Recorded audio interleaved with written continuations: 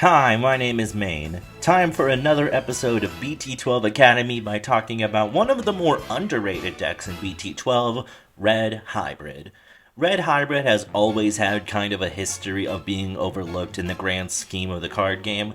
If you remember this game from about BT7 to BT9, you absolutely remember how the hybrids absolutely ruined this game for a little bit.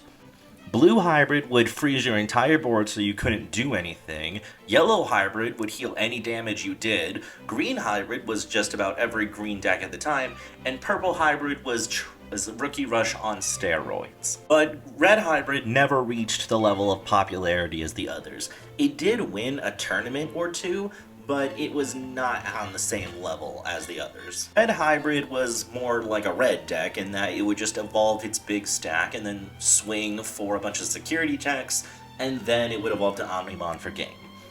But in BT12, Red Hybrid is a little bit less red and a little bit more hybrid. Today we're going to go over some of the new cards in BT12 for Red Hybrid and how they interact with the older cards. Starting off with the rookie, we got a new Flamemon. On play, by trashing one hybrid in your hand, you can draw 2 cards. This deck already has 3 searchers in the form of BT4 and BT7 Flamemon and then Bokomon, so having a card with draw power is actually pretty nice. And then it has the inheritable, while it has hybrid or 10 warrior and it strikes against 2000 DP. Giving your level 4s an extra 2000 is always nice. Aldemon can get pretty big on its own, and of course, Emperor Greymons are just giant level 6s. But this is not a bad effect, and its on-play actually works really well in this deck combined with some of the other cards. But before we talk about the level 4s in this deck, we need to talk about the new Takuya. Already, this new Takuya is exactly what this deck needed because it needed another Takuya. It is searchable off of Flamemon, and then you can use it to get Burning Greymon's ability. Security, play this card without paying its cost, and start of your turn if you have less than 2 memory, go to 3. Having a memory setter in Archetype is really good in any deck, but for a tamer heavy deck like Hybrid, it's extra good. The only downside of it is that it is a 4-cost drop, which is not fun. But we also have Digimon, which can play it for free, so getting an extra body on board during BT7 was not ideal because it couldn't have any sources, and that just made it an absolute target for Blue Hybrid stuff. But now that Blue Hybrid is mostly gone, even though it is kind of starting to come back, Digimon is somewhat more viable now, and its second effect actually works really well in this deck, which we're going to talk about in a second. Takuya has an inherited effect of while this Digimon has 2000 or more DP. Takuya has an effect that gives this Digimon 2000 DP, and then if you have 10,000 or more DP, it gains when this card checks an opponent's security, gain 2 memory. This is very similar to the Takuya from BT7, but this effect is actually really nice for getting a little memory back and then being able to go into another hybrid potentially for game. And it's actually really easy for even your level 4s to get more DP with the new Burning Greymon effect, or just using Atomic Inferno. Security attack plus 2, and then having to gain 2 memory, just very good. Alright, moving on a little bit, we're going to talk about the level 4s, the first one being the new Agunimon. Can evolve from a level 3 red for 2 cost, it can evolve from a Burning Greymon for 1. Spoiler alert, the new Burning Greymon can also evolve from a Agunimon for free, so they're kind of trying to feed more into that slide evolution mechanic they tried to do in BT7, and that was in the show, so it's kind of nice that they're able to do that now. And being able to evolve off of a Burning Greymon is good, I guess, but it's more just for fun. It can also Digivolve specifically from a Takuya as if it were a level 3 red Digimon.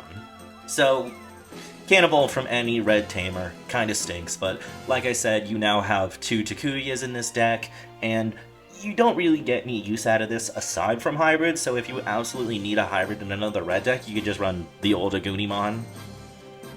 On deletion, you may play 1 Flamemon from your hand suspended without paying its memory cost. So the play with this card is basically just to either evolve it off of one of your other other Flamons. I mean, for example, BT7 Flamon is the best example. Swing with it, and then if it gets deleted, you'll be able to play a Flamon for free, and then you can use the Flamons inherited to play a Takuya for free. And like I said, this deck has some good Flamons with on play. We just talked about the new one, which lets you draw a card, or you get the 2 searches. Being able to play a body and a tamer for free is just really good in this deck. And even though it doesn't have 10,000 DP, if you evolve it over the new Takuya and then use Atomic Inferno, you'll be able to get that 2 memory back. And if it dies, cool, you can still play a Flamon for free. So this is a new Agunimon. It's just very good for helping keep your consistency with your Champion Rush playstyle. And then on deletion, you can play a Takuya from your hand for free. If you evolve this Agunimon into a Burning Greymon and then do that swing, you'll be able to play a Tamer for free. But if you have the new Flame, or if you have the old Flamon underneath it, you'll be able to play 2 Takuyas for free, which is very good effect. And this combined with the BT7 Flamon, there's just so much potential for replenishing your tamers, which is probably the one weakness Hybrid has. Moving on to the new Burning Greymon. You may Digivolve this card from your Takuya as if it were a level 3 for a cost of 2, so it's the same cost as your other Agunimon. And then when Digivolving, it gains 2000 DP for the turn. So if you evolve this from the new Takuya, you'll get 2,000, and then you get another 2,000. Cool, you're at 10,000, so you can swing and get that gain 2 memory. It's just super aggressive, and it can be nice to get a big body on board so early in the game. It's obviously not all turn, so next turn it'll be only 6,000 DP, but if you have something like the new Agunimon or BT7 Flamon underneath it, then you're replenishing your tamers very easily. Like, there's not that much there is to say about this card's main effect. And then it has the same inheritable of the new Flamon, while it has Hybrid and it trades against 2000 DP. So this combined with your new Flamon, your potential, and the old Takuya, you're able to give your Emperor Greymons an extra 4000 DP, hit over one of your opponent's annoying Digimon easily. The next card we're going to talk about, this card is sort of a tech-in choice for Red Hybrid. It's the new Altamon. Base hand, main, place an Agunimon and a Burning Greymon from your trash under one of your Takuyas, and then you can evolve it over your Takuya as if it were a level 4 red Digimon. It can be any Agunimon or Flamemon, and if you don't want to go into a level 4 hybrid, you can just go into this, but kind of the problem is that if you... it's only good if you don't have a level 4 in your hand. Which is possible. It's possible in any deck, but my only real problem with it is that if you really... you can get a beat stick with the new Vitramon, which we just talked about. But its on deletion effect does kind of make up for it. On deletion, you can return a Takuya from your trash your hand. That can help you, if you're super late in the game and you've exhausted all of your Takuyas, being able to get some of them back is kind of nice.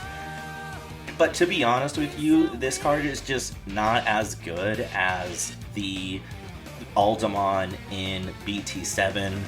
That has the hybrid evolve from 1, or evolve for 1, I mean. And then it gains 4000 DP, so combined with your new or old Takuya, you're doing 2 checks or gaining 2 memory with a giant stack. But there is some use in running this. I'm not going to say it's an absolutely useless card. Alright, the last new card we're talking about is the new Emperor Greymon.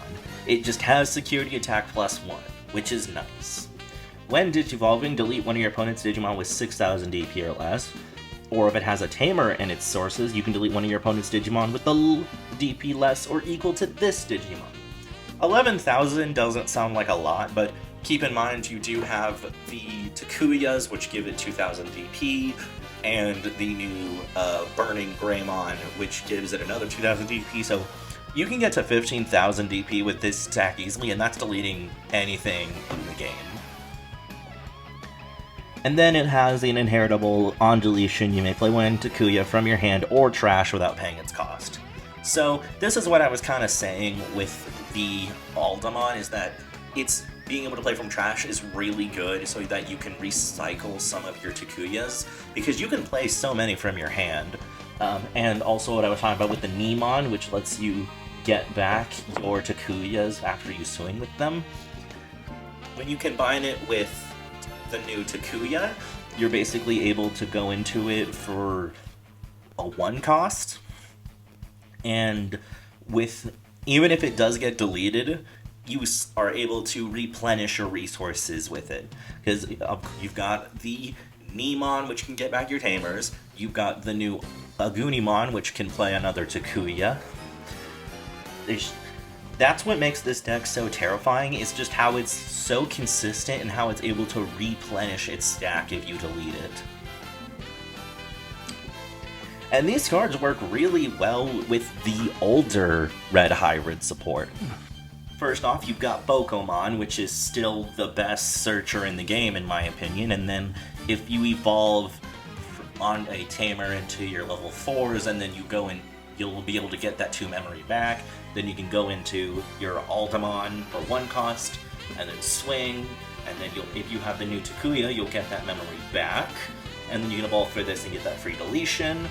Or if you go in, or if you use the old Takuya's effect, place 5 Digimon underneath it. This is only a 3 cost to evolve into, so it's much more reasonable to use your Takuya effect and then evolve in the same turn, and then you can swing with it, and it'll have security attack +2, which is really strong, as we saw with stuff like Susanmon. Well, the Emperor Greymon is still a pretty good card in this new format. Around the time it came out, its effect to gain a memory when it's blocked was good. The problem was that that was sort of a time in the game when there were no blockers. Now we have stuff like Ancient Greymon, or the Hunter's stuff, which can get blocker from Damemon. So it is actually more common to see a blocker in the game. So having the old Emperor Greymon kind of as backup was good. And then, of course, it's red, so you can run Omnimon. So if you do deplete your opponent's security, you can go into Omnimon for game. Altogether, the new red hybrid stuff is incredibly strong and consistent. Its really only weakness is that it is so tamer heavy that if you don't see those tamers, that you can lose a lot of momentum. And as well as, while it is a good top end, it does kind of lose out to the better top ends, such as Arrestadramon or even the new Greymon. Overall, Red Hybrid is going to be a very popular deck in the BT12 and even 13 format, so if you're able to, I recommend picking up some of these cards now before they skyrocket in price. My name is Maine, and I'll see you guys next time.